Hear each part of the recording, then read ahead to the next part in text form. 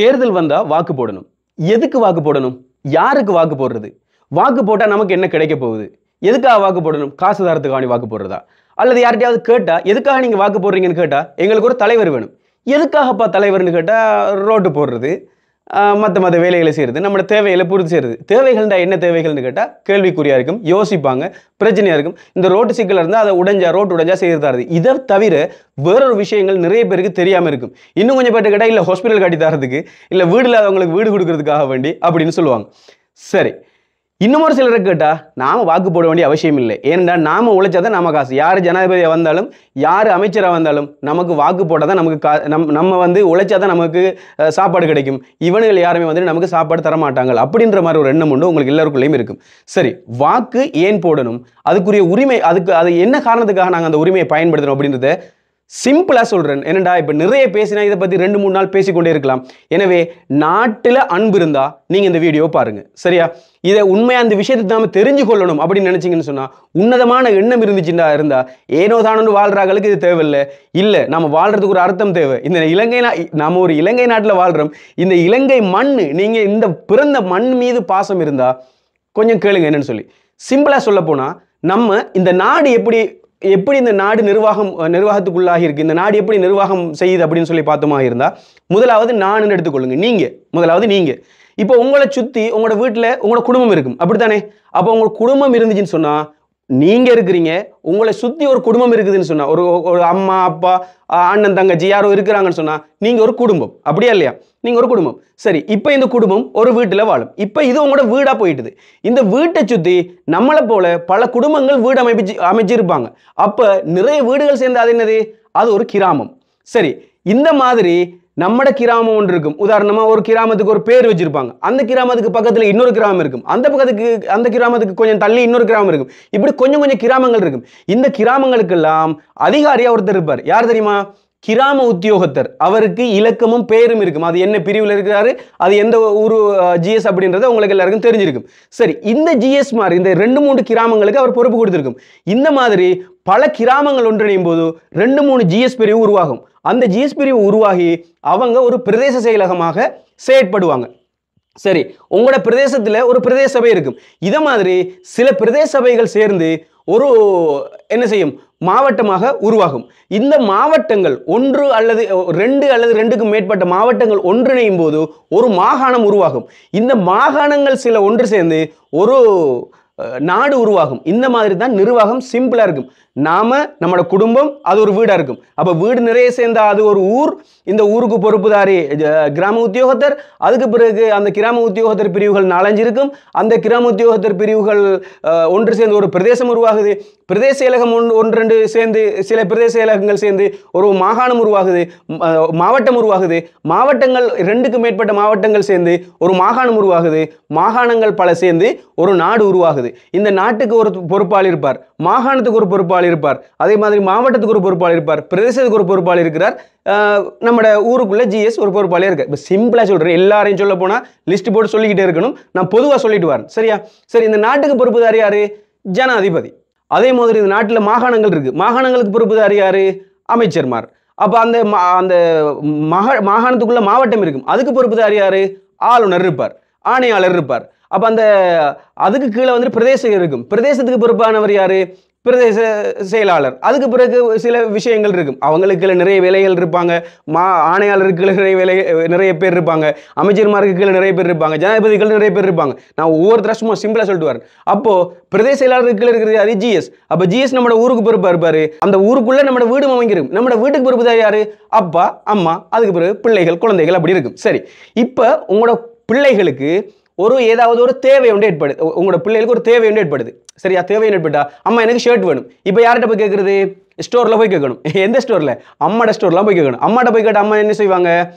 தேவையா இருந்தா இப்ப ஏற்கனவே ஒன்று வாங்கியிருந்தா இப்ப தேவையில்லை, அனாவசியமா செலவழிக்க கூடாது. அப்ப பெருநாள் டைம்ல கட்டாயம் வாங்கி தருவாங்க, கட்டாயம் வாங்கி கொடுக்கணும் அப்படின்ற ஒரு தேவைப்பாடு ஒன்று இருக்கும். அதனால செய்யணும். அப்படி இல்லை, ஆடைகள் இல்லாத சந்தர்ப்பத்தில் வாங்கி கொடுக்கணும் எண்ணம் வரும். இப்ப வாங்கி கொடுக்கறதுக்கு அம்மா கிட்ட காசு எங்க இருந்து இருக்கும்? ஒன்று அம்மா உழைச்சி வச்சிருக்கணும், அல்லது அப்பா உழைச்சி வச்சிருக்கணும். அப்ப அப்பா உழைக்கிறதுக்கு வெளியால போறாரு, அம்மா சமைச்சு சாப்பாடு தராங்க. இப்ப அம்மா கிட்ட போயிட்டு நாங்க சாப்பாடு கேட்கும். சரியா? மத்த விஷயங்கள் நிறைய விளையாட்டு சாமான் இல்ல வேற சாப்பாடுகள் வாங்குறோம்னா அப்பா கிட்டே போய் கேட்போம். அப்ப அப்பா என்ன செய்வார்? ஒரு பொருளாதாரத்துக்கு பொறுப்பா இருப்பார், அந்த வீட்டுக்கு நிர்வாகியா இருப்பார். இருப்பார். அப்ப அப்பா அம்மா கிட்ட கொடுக்குற காசை அம்மா நமக்கு செலவழிப்பாங்க. இப்படி ஒவ்வொரு கட்டம் கட்டமா வருதா இல்லையா? வருது.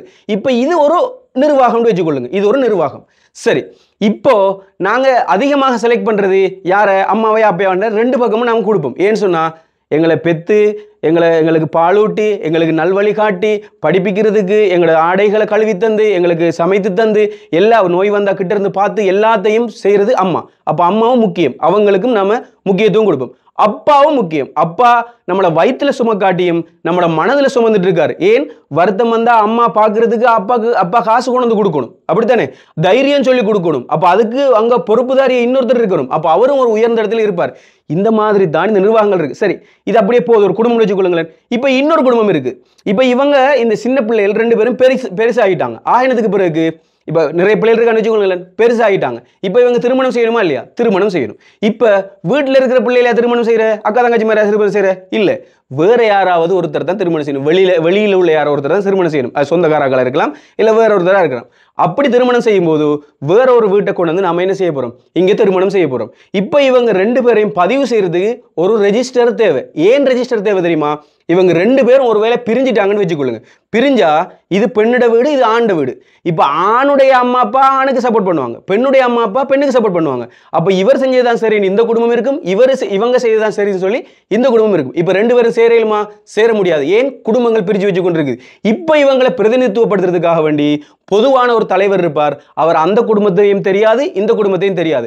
ஆனா நீதியா சட்டமா நியாயம் எது இருக்குதோ அந்த நியாயத்தை நிறைவேற்றுறதுக்கு ஒரு அதிகாரி இருப்பார்.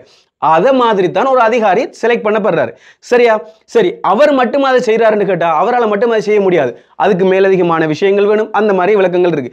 இப்ப நாங்க இப்படியே இருக்கும்போது ஏதாவது ஒரு பாதை ஒன்று நமக்கு தேவை, பயணம் போறதுக்கு பாதை தேவை. அந்த பாதையை அமைக்கிறதுக்கு நம்ம வீட்டில இருந்து நாம போடலுமா?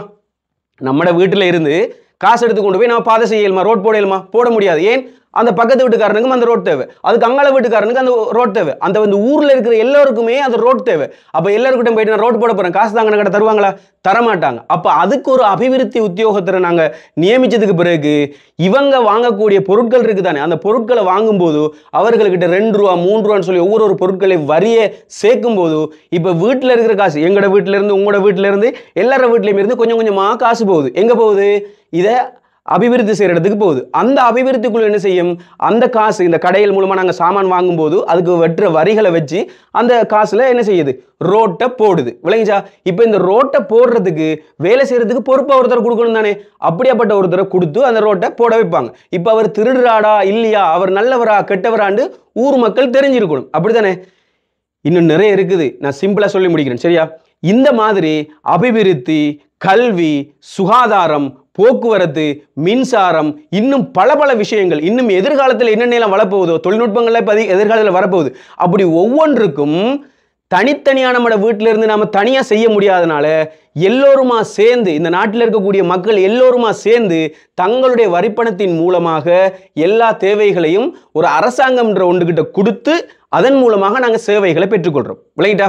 இப்ப யார்கிட்ட இருந்து பெற்றுக்கொள்றோம்? நாம ஒரு அரசாங்கத்தை நியமிச்சு அந்த அரசாங்கம் என்ன செய்யுது? நமக்கு இருக்கிற எல்லாருக்கிட்டையும் இருக்கிற காசை கொஞ்சம் கொஞ்சமா வாங்கி நம்ம வாங்குற பொருட்கள் இருந்து நமக்கே தெரியாம காசா வாங்காம, நான் இப்ப ஒரு பருப்பு வாங்குறோம், பருப்பு வந்து 100 ரூபாய் வச்சுக்கொள்ளுங்களேன், 500 1/2 கிலோ பருப்பு 100 ரூபாய், உதாரணத்துக்கு நான் சொல்றேன், 100 ரூபான்னு வச்சுக்கொள்ளுங்க. இப்ப இவங்க என்ன செய்வாங்கன்னு சொன்னா அரசாங்க வரியோட 110 ரூபாய் சொல்றாங்க. இப்ப 110 ரூபாய் கொடுத்தா நீங்க பருப்பு வாங்குறீங்க, வாங்கினா அந்த 10 ரூபாய் எங்க போகும்? அரசாங்கத்துக்கு போகும். இப்படி இந்த நாட்டில் உள்ள மக்கள் எல்லோரும் வாங்குற எல்லா பொருட்கள்ல இருந்து கொஞ்சம் கொஞ்சமா காசு அரசாங்கத்துக்கு போனா அரசாங்கத்துல காசுன்ற ஒன்று இருக்கும். சரிதானே? சிம்பிளா சொல்றேன்னா உதாரணம் விளங்குறதுக்காக வேண்டி. அப்போ அந்த காசை வச்சு என்ன செய்யலாம்? ரோட் போடுறது, இலவசமா படிச்சு கொடுக்கறது. நிறைய பேருக்கு காசு இல்லாம சிலர் இருப்பாங்க, தொழில் இல்லாம சில பேர் இருப்பாங்க. அவங்களுக்கு நோய் வந்தா, நோய்வாய்ப்பட்டா ஹாஸ்பிட்டலுக்கு போகணும். அப்ப செலவழிக்கிறதுக்கு காசு இல்லை. அப்ப அந்த நோய்க்கு மருந்தாக அங்க டாக்டர் மாற போட்டு அவங்களுக்கு சம்பளம் எல்லாம் கொடுக்கறது இந்த நாங்க வாங்குற பருப்பு, அரிசி, சீனி இருக்குதானே, இதுல இருந்து எடுக்கிற காசுல இருந்தா. இப்போ இந்த விஷயங்களுக்கு பொறுப்புதாரியாக ஒவ்வொருத்தர் நியமிக்கப்படணும். அப்படி நியமிக்கப்படுறதுக்கு செலக்ட் பண்றவங்க தான் இந்த அமைச்சர்மார், ஜனாதிபதிமார், பிரதமர்மார் எல்லாம். விளங்கிட்டா? அப்போ இப்போ ஒவ்வொருத்தரையும் இப்ப எங்கட வீட்டுல என்ன பார்த்துக்கொள்றதுக்கு எங்கட அண்ணா இருப்பான். அப்போ அண்ணா பார்த்துக்கொள்றதுக்கு அம்மா இருப்பாங்க, அம்மா பார்த்துக்கொள்றதுக்கு அப்பா இருப்பாங்க. அதே மாதிரி இங்கே உள்ள சாதாரணமான ஒரு ஊழியரை பார்க்கறதுக்கு பிரதேச சபை இருக்கும், பிரதேச சபை பார்க்கறதுக்கு மாவட்ட செயலகம் இருக்கு, மாவட்ட செயலகத்தை பார்க்கறதுக்கு மாகாண சபை இருக்கும், மாகாண சபையை பார்க்கறதுக்கு அமைச்சர்மார் இருப்பாங்க, அமைச்சர்மாரை பார்க்கறதுக்கு பாராளுமன்ற, நீதிமன்றம், பிரதமர், ஜனாதிபதினு சொல்லி ஒவ்வொருத்தராக அப்படி பார்க்கறதுக்கு பார்வையாளர்கள் சேவை செய்யறதுக்காக இருக்கிறாங்க. எதுக்காக இருக்கிறாங்க? சேவை செய்யறதுக்காக இருக்கிறாங்க. எனவே நீங்க கள்ளனை பிடிச்சி போட்டுட்டீங்கன்னு வச்சுக்கொள்ளுங்க. ஒரு கள்ளனை பிடிச்சி போட்டுட்டீங்க, கொள்ளை அடிக்கிறவனை பிடிச்சி போட்டுட்டீங்க, சில புரோக்கரை பிடிச்சி போட்டுட்டீங்க. ஒருத்தன் வீடு விற்க வரான், வீடு விற்க வந்தா நியாயமா ஒரு வீட்டுக்கு 10,000 தான் வாங்கணும், சரியா? நியாயமா ஒரு வீட்டுக்கு 10,000 தான் வாங்கணும். ஆனா இவன் என்ன தெரியுமா செய்யறான்? அவனுக்கிட்ட போய் சொல்றான், இப்ப ஒரு வீடை வந்துட்டு 2 லட்சம் ரூபாய்க்கு விற்கணும். இப்ப 2 லட்சம் ரூபாய் வித்தா 2 லட்சம், இப்ப இவர் 10,000 கொடுக்கணும், வாங்குறவர் 10,000 கொடுக்கணும். இவன் போய் என்ன தெரியுமா செய்வான்? அவர்கிட்ட போய் சொல்லுவான், இந்த வீடு 3 லட்சம், இந்த வீடு 3 லட்சம்னு சொல்லுவான். அதுக்கு பிறகு அவர்கிட்ட 3 லட்சத்துக்கு நான் உங்களுக்கு வாங்கி தருவேன், ஒரு 280க்கு மாதிரி வாங்கி தரேன், எனக்கு ஒரு 20,000 தந்துருங்க அப்படின்னு சொல்லி 3 லட்சமா ஆக்கிடுவான். ஆக்கி அந்த 1 லட்சத்தையும் அவன் எடுத்து என்னது அந்த அந்த 80,000 அவன் எடுத்து அதுக்கு 80,000 எடுத்து அதுக்கு மேல் மிச்சமா அவர் கமிஷன் கொடுக்குற அந்த 20,000 வாங்கி எடுத்துருவான், சரியா? வாங்கி எடுத்துட்டு தானே. இப்போ இவர்கிட்ட வந்து நான் அவர்கிட்ட எதுவுமே வாங்கல, எனக்கு அந்த 10,000 ரூபாய் தாங்கன்னு சொல்லி என்ன செய்வாங்க? இவங்க வந்து 10,000 ரூபாய் வாங்கி எடுத்துக்கொள்வாங்க. இப்படி எடுத்தா இவன் கள்ளனா இல்லையா? கள்ளன் தான். ஆனா அவன் டேலண்ட்னு நீங்க சொல்லுவீங்க, உண்மையிலே துரோகம், அப்படியா இல்லையா? இப்ப அவனுக்கு துரோகம் யாரோ ஒருத்தருக்கு இந்த இடத்துல துரோகம் செய்யப்பட்டிருக்கு. இப்படி துரோகியை கொண்டு வச்சா அவனுடைய வேலையை செஞ்சுட்டு போவான். சில சந்தர்ப்பங்கள்ல இந்த அபிவிருத்திக்காக வேண்டி பாதைகளை போடுறதுக்கு 10 மில்லியன் ரூபாய் காசு ஒதுக்கினா அதுல 5 மில்லியன் தூக்கி பாக்கெட்ல போட்டுட்டு பக்கத்துல இருக்கிற சகோதரர்கள் எல்லாருக்கும் கொடுத்துட்டு, சகோதரர்கள்னா அவங்களோட வேலை செய்யறவங்க, கூட்டாளிமாரு, அந்த அமைச்சர்மாரு, எம்பிமாரு எல்லாருக்கும் கொடுத்துட்டு அதுக்கு பிறகு 5 மில்லியன்ல வந்துட்டு ரோட்டை போட்டாங்கன்னு சொன்னா 10 வருஷத்துக்கு அந்த ரோட் இருக்காது, உடைஞ்சு போயிடும். வெள்ளம் வந்தா அந்த இடத்துல நிற்கும். அதுக்கு பிறகு ஒரு வாகனம் போக இயலாது. அவசரத்துக்கு ஹாஸ்பிட்டலுக்கு போறதுக்கு ஆட்டோக்காரனை கூப்பிட்டு ஆட்டோக்காரன் வரமாட்டான், ஏன்னா ரோட் உடைஞ்சு போயிருக்குது, அதனால அவன் வரமாட்டான். அப்ப அப்படியாப்பட்ட பல சிக்கல்கள் இருக்கும். அந்த ரோட்ல பஸ் ஓடாது, விளங்கிட்டா? வெள்ளம் வந்தா பிரச்சனை. அதுக்கு பிறகு ஏதாவது ஒரு சிக்கல்கள் வந்துச்சுன்னு சொன்னா அந்த ரோட்ல போறதுக்கு கஷ்டமா இருக்கு. இப்படியாப்பட்ட சிக்கல்கள் ஏற்படுற காரணம் என்ன? துரோகிகளையும் கல்வர்களையும் நாங்க கொண்டு போய் வைக்கிறதால. எனவே அப்படி வைக்காம நல்லவர்களை தேர்ந்தெடுக்கிறதுக்கு உங்களோட ஊர்ல ஒரு நல்லது செய்யறவர் இருப்பார், இன்னொரு ஊர்ல இன்னொரு நல்லவர் செய்யவர் இருப்பார், இன்னொரு ஊர்ல இன்னொரு நல்லது செய்யவர் இருப்பார். ஆனா அவர் உங்களோட ஊருக்கு மட்டும் தான் நல்லது செய்வார், ஏதோ ஒரு இடத்துல திருடர் வேலை செய்வார். இவர் நல்லது செய்வார், ஆனா திருட்டு வேலை செய்வார். இன்னொருத்தர் நல்லது வேலை செய்வாரு, ஆனா இங்க ஒரு இடத்துல திருட்டு வேலை இருக்கும். ஆனா இவங்கள்ல யாரோ ஒருத்தர் நல்ல திறமையான எல்லோராலையும் அங்கீகரிக்கக்கூடிய ஒருத்தர் இருப்பார், அவர் சிறப்பா சேவை செய்வார் அப்படின்ற நம்பிக்கை உள்ள ஒருத்தர், நம்பிக்கையாளர் இருப்பார். இப்போ இவங்க 3 பேரும் வாக்கு கேட்கிறாங்க. இப்போ அதிகமான வாக்கு யாருக்கு விழும்? இந்த நம்பிக்கையாளருக்கு விழும். விளங்கிட்டு தானே? ஏன்னு சொன்னா எல்லா ஊர்லயும் எல்லாரும் சப்போர்ட் பண்றவங்க தான் இருக்கிறாங்க. இருந்தாலும் அதிகமா சப்போர்ட் பண்ணக்கூடிய அந்த பக்கத்துல இருக்கிற அவர் ரொம்ப நல்லவர், நம்பிக்கையானவர் அப்படின்ற நம்பிக்கை உள்ளவங்களுக்கு வாக்கு விழும். வாக்கு விழுந்தா அவர் பதவிக்கு வருவார். இப்ப இவரை பதவிக்கு வர விடாம இடையில இருக்கிறவங்க என்ன செய்யறாங்க? உங்களுக்கு நான் காசு தாரன், உங்களுக்கு நான் அரிசி தாரன், உங்களுக்கு நான் பருப்பு தாரன், உங்களுக்கு நான் அதை செஞ்சு தாரன், டாய்லெட்டை கட்டி தாரன், உங்களுக்கு தண்ணி டேங்க் ஒன்று எடுத்து தாரன், உங்களுக்கு நான் டாய்லெட்டுக்கு பேசன் வச்சு தாரன், உங்களுக்கு நான் லைட் வாங்கி தாரன், உங்களோட வீட்டுக்கு மோட்டர் வாங்கி தாரன் அப்படின்னு சொல்லி இவங்க காசை செலவழிச்சு உங்கள்கிட்ட ஓட் போட சொல்றாங்க. இப்போ அந்த காசுக்காக நீங்க ஓட் போட்டீங்க. இப்போ ஒரு கல்வன் வந்து நின்றுட்டான். நின்றதுக்கு அப்புறம் என்ன நடக்கும் தெரியுமா? ஒரு ஹாஸ்பிட்டல் கட்டணும். சரி, ஹாஸ்பிட்டல் கட்டுறதுக்கு ஒரு 100 மில்லியன் ரூபாய் காசு ஒதுக்கி இருக்காங்க. இப்போ என்ன செய்வான்? நான் அந்த வீட்டுக்கு மோட்டர் வாங்கி கொடுத்தேன், இங்கே இதை வாங்கி கொடுத்தேன், இங்கே இதை வாங்கி கொடுத்தேன், அதுக்கு போன செலவு, வந்த செலவு, அதை கொண்டு போய் கொடுத்த செலவு, இப்படி எல்லாத்தையும் கணக்கு பார்த்து இந்த காசு எத்தனை கோடி ரூபாய் இருக்குதோ அத்தனை கோடி ரூபாயும் இதுக்குள்ள இருந்து அடிக்க பார்ப்பான். இந்த ஹாஸ்பிட்டல்ல இருந்து ஒரு காவாசி எடுத்தாச்சு, சரியா? ஹாஸ்பிட்டல் கட்டியாச்சு, அதுல ஏதோ ஒரு குறை, ஏதோ ஒரு நொட்டை அப்படி இருக்கும். அதுக்கு பிறகு ரோட் போடுறதுக்கு வரும், அந்த ரோட்ல இருந்து கொஞ்சம் காசை ஒதுக்கியாச்சு. அதுக்கு பிறகு இன்னும் ஏதாவது ஒரு வீடு இல்லாதவங்களுக்கு வீடு கட்டி கொடுங்க அப்படின்னு சொல்லி வரும். அப்படி இதெல்லாம் எங்க இருந்து வருது? நாம வாங்குற அரிசி பருப்பு சீன்ல இருந்து சேர்ற காசுல இருந்தா இதெல்லாம் செய்யப்படுது. ஆனா அந்த காசுல இருந்து வேணத்தை செய்வான், எடுத்து இவன்ட பக்கத்துக்கு நிறைச்சு வச்சு கொள்வான். இப்போ உங்களுக்கு சரியான சேவை நடந்துச்சான்னு கேட்டா இல்ல. அப்போ நீங்க காசை வாங்கிட்டு ஓட் போட்டா நீங்க உங்களை ஏமாத்தி கொள்றீங்கன்னு அர்த்தம். அதனால உண்மையான ஒருத்தர் மதத்துக்காக வேண்டி நீங்க தயவு செய்து வாக்கு போடாதீங்க. அப்ப எங்கட மதத்துக்காக வேண்டி நாங்க போடணுமே. இப்பதான் எல்லா மக்களுக்கும் எல்லா சட்டங்களையும் சமமான முறையில பிரிச்சு கொடுக்கப்பட்டிருக்குது, விளங்கிட்டா? அப்போ சரியான ஒரு தலைவர் இருந்தா அந்த தலைவர் சார்பாக யாராவது வாக்கு கேட்கிறாங்களாக இருந்தா அவருக்கு நீங்க வாக்கு போடுங்க. அவர் நல்லவராக இருந்தா, அவர் கெட்டவராக இருந்தா அவருக்கு நீங்க வாக்கு போட வேண்டாம், விளங்கிட்டா? நல்லவராக இருந்தா நீங்க அவருக்கு வாக்கு போடுங்க. அப்ப நீங்க வாக்கு போடாம நீங்க இருந்துட்டீங்கன்னு வச்சுக்கொள்ளுங்களேன். நீங்க வாக்கு போடாம இருந்துட்டீங்க. இப்போ அவன் காசு கொடுத்தவன்ல என்ன செய்வான்? போயிட்டு வாக்கு போடுவான். நீங்க வாக்கு போட்டுட்டு எனக்கு வந்து காட்டு, இல்ல ஏதோ போட்டோவோ ஏதோ ஒன்று எடுத்து கொண்டு வந்து காட்டு, நான் உனக்கு காசு தரேன்னு சொல்லுவான். ஆனால் இந்த முறை ஃபோட்டோ வீடியோ எடுக்கிறதுக்கு விடலை. ஆனால் அப்படி செய்யும்போது அவங்க கட்டாயமாக உங்களுக்கு தான் சார் போடுவேன் அப்படின்னு சொல்லிட்டு அங்கே போயிட்டு வாக்கு போட்டு வந்துடுவான். அப்போ கல்லடை தெரிவு செஞ்சு வச்சா என்ன நடக்கும்? நம்மட காசை நாம் அவனுக்கு கொடுக்குறோம், அவன் நம்மடத்தை திருடி சாப்பிட்றான். அதுக்கு நீங்கள் சப்போர்ட் பண்ணுறீங்க. உங்களோட காசையை வாங்கி உங்களுக்கே நீங்கள் சூனியம் வச்சு கொண்டு இருக்கிறீங்க. சிம்பிளாக சொல்ல போனால் இதான் விஷயம். ஆரம்ப காலத்தில் கலர் பெட்டி வச்சுருந்தாங்க, இவங்க உங்களுக்கு வாக்கு போடுங்க அப்படின்னு சொல்லி. இந்த டொனமோர் சீர்திருத்தம் வந்ததுக்கு பிறகுதான் இந்த அனைத்து மக்களுக்கான வாக்குரிமை வந்து, முதல் காலத்தில் வந்துட்டு நிறைய வித்தியாசமாக இருந்துச்சு. யார் யாருக்கெல்லாம் வாக்கு போடணும் அதெல்லாம் கதைக்க போனால் ரொம்ப நேரம் போகும். நான் சிம்பிளாக சொல்கிற விஷயம் என்னன்னு சொன்னால், நீங்கள் வாங்குகிற பொருட்களில் இருந்து போகிற காசு அரசாங்கத்துக்கு போகுது. அந்த காசு அரசாங்கம் எடுத்து ஏதோ இல்லாத இடத்துக்கு அந்த சேவைகளை செய்யுது. அதுக்கு பேசுறதுக்காக வேண்டி உங்களோட ஊர்ல இருந்து ஒரு அமைச்சர் போகணும். அது இவர் தான் போகணும், அவர் தான் போகணும், நல்ல மனிதன் போகணும். போனா தான் அவன் பேசுவான். ஜாதி மதம் இல்லாதவன் போகணும். ஏன்னு சொன்ன அந்த ஊருக்குள்ள சிங்களம் இருக்கும், தமிழ் இருக்கும், முஸ்லீம் இருக்கும், வேற மதத்தை சேர்ந்தவர் இருப்பாங்க. அவர்களுடைய வழிபாடுகள் வித்தியாசமா இருக்கும். அவர்களுக்கு தேவையான இப்போ தமிழ் மக்களுக்கு வந்து என்ன செய்யும், இந்து மக்களுக்கு வந்துட்டு தேர் கொண்டு போகணும், கோயில் திருவிழா வைக்கணும், அப்படி பிரச்சனை இருக்கும். இப்போ முஸ்லீம் மக்களுக்கு அந்த ப்ரோக்ராம் இருக்கும், இந்த ப்ரோக்ராம் இருக்கும், அந்த பெருநாள் கொண்டாடணும் அப்படி இருக்கும். சிங்கள மக்களுக்கு வந்துட்டு இந்த தன்சல் வைக்கிறது, ரோட்ல சாப்பாடு போடணும், அப்படி பல பிரச்சனைகள் இருக்கும். இப்போ கிறிஸ்தவ மக்களுக்கு வந்துட்டு இந்த என்னது கிறிஸ்தவ மக்கள் வந்துட்டு அவங்களோட வழிபாடுகள் செய்யறதுக்கு பாதைகளில் போகணும், தேர் திருவிழா போகணும், அப்படி பல பிரச்சனைகள் இருக்கும். அப்படித்தானே? அப்படி போற சந்தர்ப்பத்தில் அவங்களுடைய அந்த விஷயங்களை செய்யறதுக்கு அவங்களுக்கு இடமளிக்கக்கூடிய ஒருத்தராக இருக்கணும். அவர் ஜாதி மதம் பார்க்காதவராக இருக்கணும், பொதுவான ஒருத்தராக இருக்கணும். இருந்தா அவர் போயிட்டு உங்களை பற்றி பேசுவார். இந்த இடத்துல இப்படி ஒரு பிரச்சனை ஒன்று இருக்குது, இதுக்கு தீர்வு வேணும் அப்படின்னு சொல்லி அவர் என்ன செய்வார், சட்டமன்றத்தில் போய் கதைப்பார். அந்த சட்டமன்றத்தில் கதைக்கும் போது மற்றவங்களும் வந்து கதைப்பாங்க. அப்போ பொதுவான விஷயங்கள் எந்தெந்த ஊருக்கெல்லாம் குறைபாடுகள் இருக்குதோ அந்த குறைபாட்டை செய்வோம் அப்படின்னு சொல்லி அங்கே பிரதமர்ல இருந்து, ஜனாதிபதியில இருந்து, நீதிமன்றத்தில் இருந்து, சட்டவாக்கத்தில் இருந்து எல்லாருமே முடிவு செஞ்சு உங்களுக்கு சேவையை வழங்குவாங்க. அப்போ உங்களோட ஊருக்குள்ள இருக்கிற பிரச்சனைகளை கொண்டு போற ஒரு பியோனா, ஒரு போஸ்ட்மேனா, இங்க இருக்கிற விஷயத்தை அங்க கொண்டு போய் தெளிவா சொல்லக்கூடிய ஒருத்தனாக அந்த தலைவன் இருக்க வேண்டும். அதுக்காக நீங்க வாக்கு போடுறது முக்கியமான விஷயம். நீங்க போடாம வீட்டில் இருந்தா கல்வன்கள் காசை வாங்கிட்டு கூட போடுவானுங்க. போடுறதுக்கு பிறகு கல்லணை கொண்டு வந்து வச்சா உங்களுக்கு நீங்களே செஞ்சு கொள்ற அநியாயம் இது. நான் சொல்றது உங்களுக்கு தெளிவாக விளங்கிச்சா? இதை பேசினா இன்னும் கொஞ்சம் நல்ல தெளிவாக இன்னும் நீளமாக பேசலாம். சரியா? உங்களுக்கு சிம்பிளாக முடிக்கணுன்றதுக்காக வேண்டி இந்த வீடியோ நான் இதோட முடிச்சு கொள்றேன். இன்னும் ஏதாவது டவுட் இருக்குதுன்னு சொன்னால் கட்டாயமாக என்கிட்ட சொல்லுங்க.